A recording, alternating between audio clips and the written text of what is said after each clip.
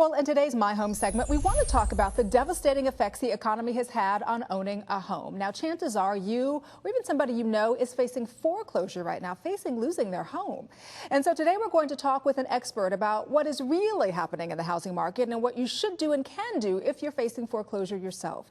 Joining us now this morning is real estate attorney Roy Oppenheim from Oppenheim Law. Roy, good morning to you and welcome to the show. Danielle, thank you so much for having me. You know, I'm so glad you're here because this is something that has affected a lot of people. I know millions of Americans are going through this, going through a foreclosure. What income bracket, though, would you say is being hardest hit right now? Well, that's a very interesting question. The reality is that most Americans really have never gone through a crisis like this before.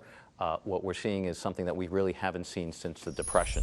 And so while most people would think that it's lower income and middle income people that in fact are facing foreclosure, what's interesting is that wealthy folks are 3 times more likely to end up in a strategic foreclosure than in fact other folks. That means that they are in fact making a volitional decision that they're going to fight the banks. You know, it's interesting because whether you're wealthy or not, even if your property value has plummeted, don't you feel like people feel like they have a moral obligation to pay their mortgage? And we all grew up thinking, Roy, that you do whatever you can to keep that roof over your head and to pay your bills. Danielle, that's fascinating. I think there's this double standard that has been created in part by the mortgage industry, the banking industry, and the government.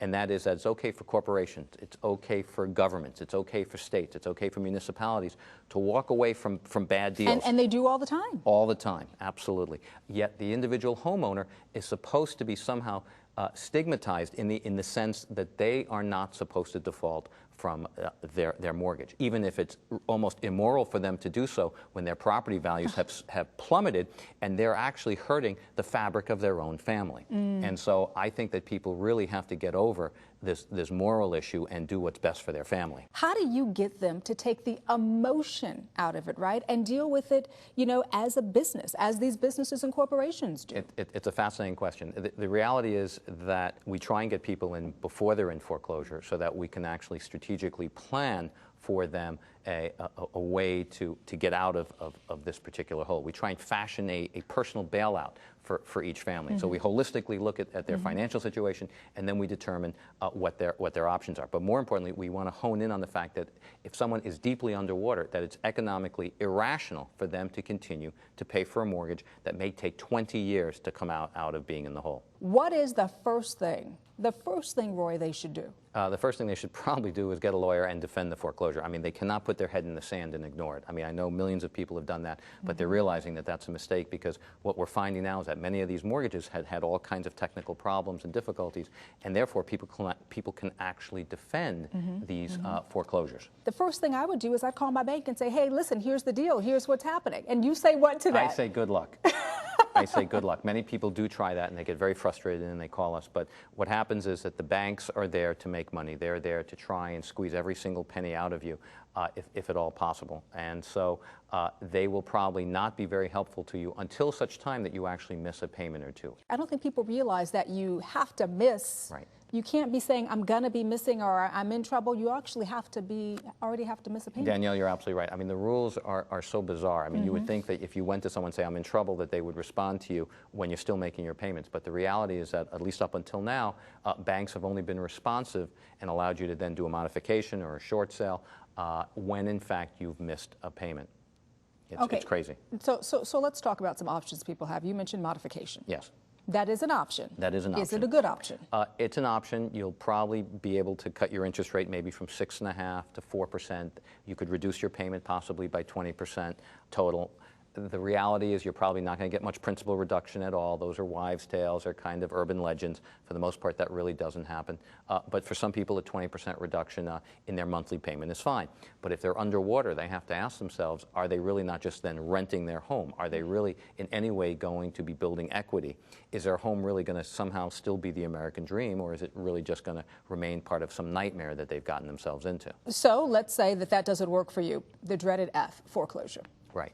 You know, it's really not that dreaded because once you're in foreclosure, you can start asserting your rights against the bank. And by doing that, you have an opportunity to maybe save some money, you have an opportunity to get your feet back on the ground, and more importantly, you have an opportunity to get the bank's attention.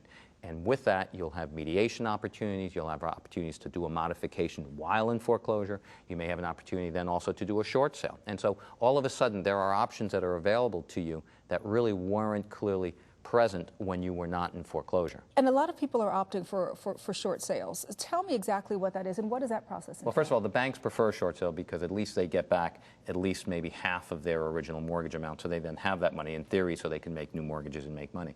But what a short sale is very simple. It's where you buy a home, let's say several years ago in 2005 for $200,000, and you borrowed $200,000, which is what people did, and now the home's only worth $100,000.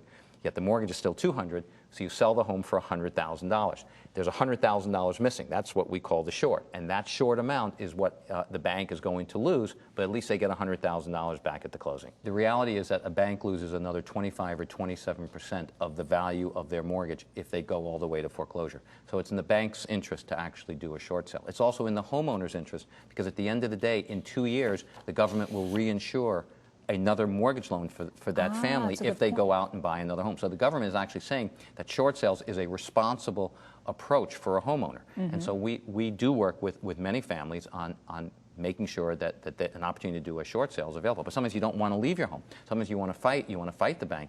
And what we're finding now is that many banks are in many ways responding to people who are fighting and now negotiating with the homeowner. Okay, but can the bank come after you for that other? I mean, or how does that work? Because then now you still are you being forgiven for that $100,000? That is the big question. Right. That's the 1,000-pound elephant or gorilla in the room. And so what we try and do is try and negotiate that possibility that the bank is going to come after you. All right, now, you know what, I know you're not a psychic, but what do you predict as we, go into 2011 and beyond with regards to the housing market, with regards to, financial institutions, because there are a lot of people who hope in some respect that there is a light at the end of the tunnel or, the pot of gold at the end of the rainbow? I'm somewhat, of a simple guy when it comes to this, and that is that you need people to have money, you need people to have jobs who can then buy homes. Sure. And if you don't have the jobs and people don't have money, you don't have enough people to buy homes. And therefore, you have this oversupply of homes. Many homes are still owned by the banks, and as these homes come on the market, there will not be enough people who want to buy these homes. So most experts are suggesting that over the next 3 years, we're going to see at least over the next 3 years, a 10 to 20 or 30% reduction, a continued reduction in home prices in select markets. And so it could take, as I said earlier, maybe up to 20 years from the peak of this market for prices to fully recover. So is there any upside? Is there any positive to what homeowners and what the economy is going through right now? I think there's tremendous upside. I think the first upside is families are learning to live within their means. That means our children are learning a new set of economic values in terms of how not to spend beyond your own means. It means that credit cards are being used less. It means people are using debit cards more. It means that kids who go into public service and become politicians or government officials are not going to continue to tax people beyond their means. We're seeing that right now all over the country, that taxes, municipal taxes, county taxes, government taxes are continuing to go up while homeowners' incomes are going down, and it just doesn't make sense. And I know that if my kids went into public service, that they would understand that you cannot do that. You cannot continue to tax people when they don't have the resources to pay the tax, because what you're going to do is just aggravate the foreclosure crisis. Right. Because now your taxes go up, your escrows go up, and so now your mortgage goes up. And it becomes a circle that doesn't end. That's absolutely right, Danielle. Well, I have to tell you some really good advice, and I am certain that a lot of our Balancing Act viewers out there will take a lot of this advice because there's so many people going through it, and that's why we're so glad you were here with us this morning on the show. Thank you so much, Roy. Danielle, thank you so very, very much. It was my pleasure. Anytime. And if you're facing foreclosure yourself and you want more information from Roy, just go ahead and check out OppenheimLaw.com.